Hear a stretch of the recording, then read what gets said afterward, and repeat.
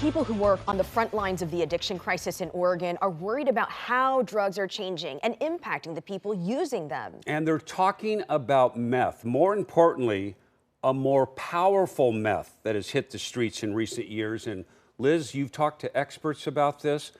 This is a real crisis for Oregon, isn't it? It really is. I talked to the Drug Enforcement Agency and I talked to police about how it's getting here. They told me that their investigators are finding cartels are the ones flooding the country with the supply. And while they profit off of those drugs, we're the ones paying the price. I'm a former meth addict. I used meth for 10 years. Mike Marshall knows firsthand how hard it is to stop using meth once you start. It permanently rewires the brain. And when I was using, I would go, I'd wake up one morning like, I'm never doing that again. And I'd go 3 months without doing it.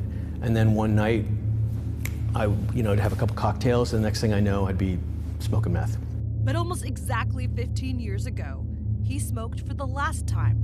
Now he dedicates his life to helping other people get out of the cycle of addiction through his organization, Oregon Recovers. He says a lot has changed in the last 15 years, and not for the better. I am active in the Crystal Meth Anonymous community, right? There's a whole set of folks who are in recovery from meth, and we're all incredibly concerned because this is not the meth that we used to use, right? It's almost immediately creates psychosis. And he tells me it's gotten significantly cheaper. The meth of 15 years ago was a lot more expensive. I recently intervened with a friend who had relapsed, and I said, give me your stuff. And he went and he got, it was like the Hope Diamond of meth, and he put it in my palm, and he told me it was $40. Now, back in my day, it probably would have been $800. He's not the only one noticing more access to meth. Dr. Amanda Risser at Central City Concerns helps people who are experiencing addiction in Portland and has for many years. More people are using methamphetamines, which makes sense. It's less expensive. It's more available. And the Portland Police Bureau tells me meth in Portland is more readily available than it has been in the past. It's much cheaper, and that's just market economics. That means it's everywhere. If the market's flooded, there's probably a lot more out there and probably a lot more users. Lieutenant Chris Lindsay oversees the Portland Police Narcotics and Organized Crime Unit. He tells me at some point, people started making a potent form of meth using pseudoephedrine or ephedrine, but more recently, cartels figured out a way to mass produce an equally strong meth by bringing back an old method. At some point, we don't know when, the Mexican cartels switched back to the P2P method. Lieutenant Lindsay explains that essentially means they're using different chemical compounds to produce the drug, with phenytopropanone as the primary precursor, or as it's more commonly known, P2P. Now he says pretty much all the meth tested here has been made that way. Using P2P, they've started creating higher quality meth. The meth we're seeing brought up is, the past fifth calendar year of 2021, the average purity was between 97 and 98%. But he tells me the problems for addicts don't stop there. You have this high quality meth out there, again, but you also have a massive influx and usage of fentanyl.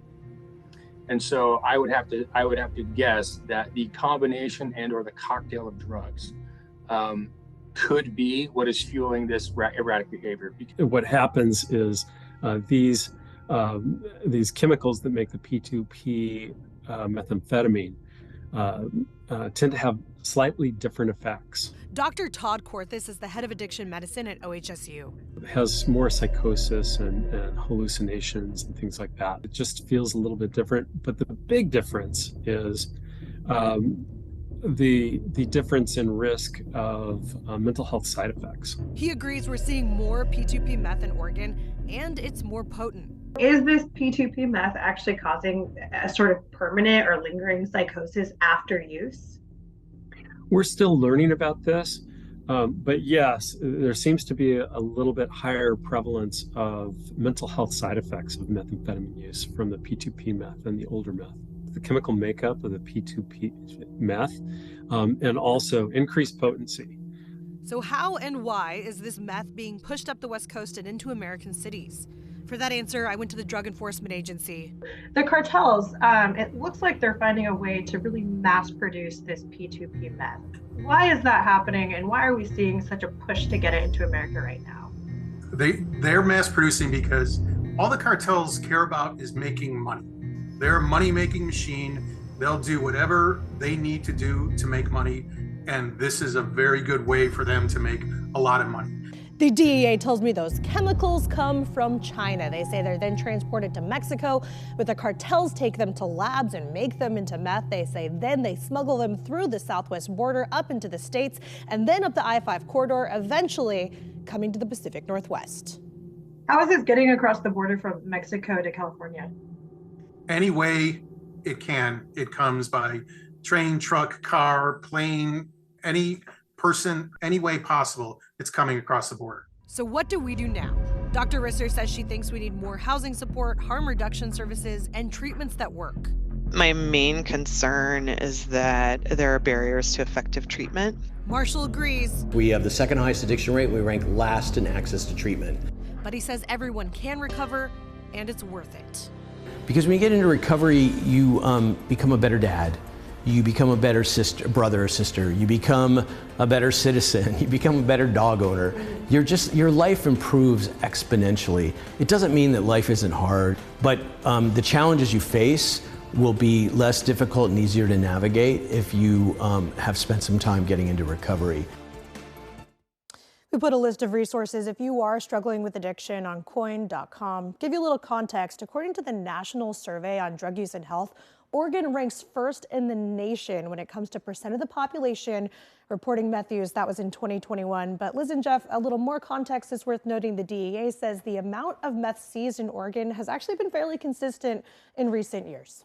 And they say meth, not just by itself, but it wreaks havoc on the homeless situation. Right. That's what fuels the homeless situation, our criminal justice system, and the same act, they go into the state hospital, they come right out, it's a revolving door, it jams up our hospital beds.